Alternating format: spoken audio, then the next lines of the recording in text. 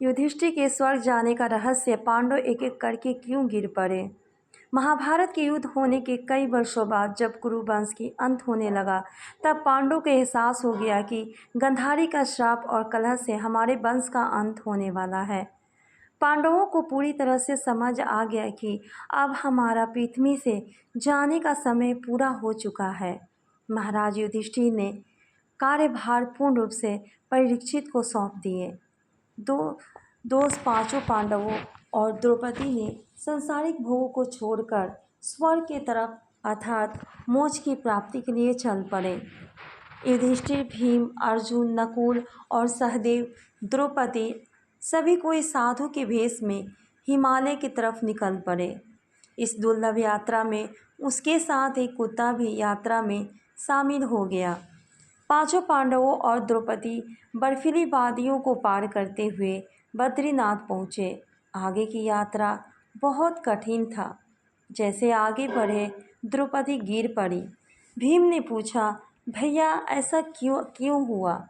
युधिष्ठिर ने उत्तर दिया कि पांचों पांडवों को प्रेम करती थी, पर अर्जुन से ज़्यादा ही लगाव था। ठीक कुछ घंटे बाद सहदेव गिरे। उनको अपनी बुद्धि पर बहुत ज़्यादा ही घमंड था। फिर नकुल गिरे। उनको अपनी सुंदरता पर ज़्यादा ही घमंड था। उसके बाद अर्जुन गिरे, क्योंकि उन्हें अपना धनुर्विद्या पर अहंकार था।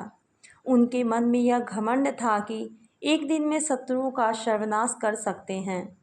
अंत में भीम गिरे, क्योंकि उसे अपने शारीरिक शक्ति पर बहुत ज़्यादा घमंड था।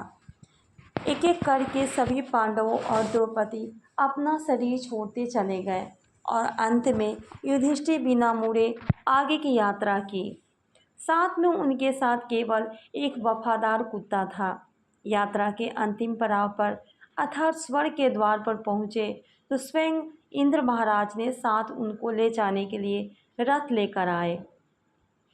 इंद्र ने कहा, महाराज युधिष्ठिर आइए, रथ पर बैठिए। युधिष्ठिर ने पीछे मुड़कर देखा कि यह कुत्ता अपने कर्म और निष्ठा के दम पर मेरे साथ चल आया है। यह कुत्ता शुरू से मेरे अंत तक सच्चा साथी रहा है। जब तक मेरे साथ रथ पर नहीं चलेगा, तब तक मैं भी नहीं जाऊंगा। इंद्र ने कहा, हे महाराज, कुत्ता को अपवित्र माना जाता है। जब 5 पांडवों और द्रौपदी के लिए दर्द ना रहा, तो कुत्ता के लिए क्यों। युधिष्ठिर ने उत्तर दिया, मेरे भाइयों और द्रौपदी ने अपने कर्म के अनुसार शरीर का त्याग किया है, लेकिन यह कुत्ता अपने कर्म एवं श्रद्धा निष्ठा से मेरे शरण में आया है। शरण में आए जीव का त्याग करना महापाप है। यदि इस कुत्ते के लिए स्वर्ग में जगह नहीं है, तो मुझे भी स्वर्ग नहीं जाना है। युधिष्ठिर की बात सुनकर कुत्ता अपने रूप में आ गया। वह कुत्ता स्वयं यमराज थे, जो महाराज युधिष्ठिर की परीक्षा ले रहे थे। इस प्रकार युधिष्ठिर अपने धर्म, निष्ठा एवं दया पर स्वर्ग की उत्तीर्णता पास कर ली। इसके बाद स्वर्ग में वे प्रविष्ट हुए, जहां उन्होंने परम शांति एवं आनंदपूर्वक जीवन जीने लगे। दोस्तों, वीडियो अच्छी लगी हो तो प्लीज़ चैनल को सब्सक्राइब कीजिए, लाइक कीजिए और कमेंट कीजिए। वीडियो देखने के लिए आपका बहुत बहुत धन्यवाद।